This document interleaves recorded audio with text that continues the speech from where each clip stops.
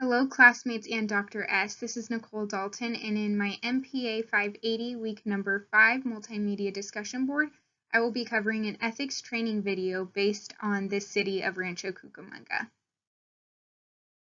The first question that we need to ask ourselves are, why are ethics even important? And if you aren't already familiar with what ethics are, you actually deal with it on a daily basis. And it helps us make decisions in both our personal lives and at work. And this could be as complicated as guidelines you're following for the organization, or even just that simple gut feeling that you get when you're put in a tough scenario and you're trying to decide between right and wrong, but your gut is telling you what is right. And it's important for this case at the city of Rancho Cucamonga that we all have a strong ethical foundation, because when you're making the right decisions, you're making your environment around you a better place, and that's going to make the organization as a whole important, and you're also going to be able to uplift others around you. There are plenty of different theoretical concepts out in the world, but one that really relates to the city of Rancho Cucamonga's values is the virtue theory. And when we're hiring employees, we look at candidates to see who possesses a strong ethical foundation within their characteristics, whether they know what ethics is or not. And the virtue theory says that when you're a good person, you will effortlessly do good things.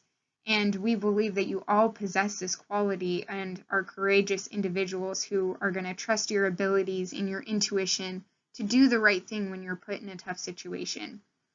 But with that, we also believe that we could always strive to be better people and to continue working on bettering ourselves, and in turn that will better the organization as a whole. So we're trying to create that kind of environment, and this actually has a name, and it is eudaimonia. And within this training, you're going to be able to learn how to pull your coworkers up and work on bettering yourselves continually throughout your career, and you're going to help build the foundation of creating this kind of environment within our organization. When you were hired on, you were given the Code of Ethics for the city of Rancho Cucamonga, and I want to share with you why it's so important. It sets clear expectations of what is right and what is wrong and what the organization expects from you. And because we're all on the same page and know what's expected of us, it gives every individual in the organization the empowerment to act on something when they see something is wrong, and they all can make change when something isn't right.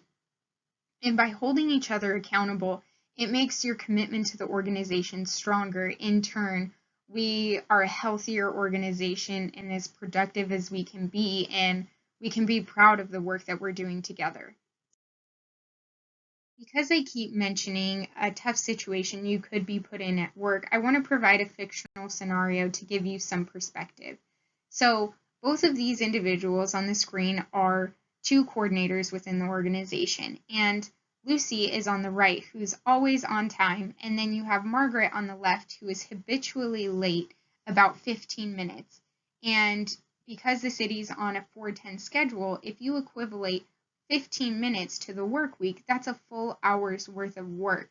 And one, that's not fair to her fellow coworkers who are always on time to work, and it's not fair to the community that we're serving, because that's an hour's worth of work where it's not benefiting the city at all, and it's just money going to waste.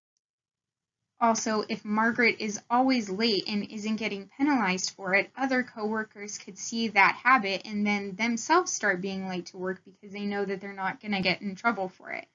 So what Lucy could do in this scenario is probably speak to her immediate supervisor, so then the supervisor could either start monitoring Margaret's time on work, or she could have a conversation with her saying that she needs to start practicing better habits and time management to get to work on time, because it's starting to set a bad precedent within their organization.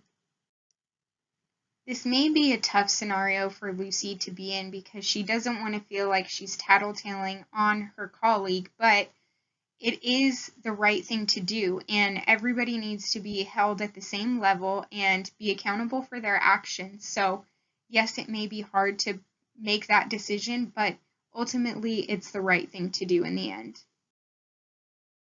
Thank you so much for listening to my presentation, and I hope you all have a great week.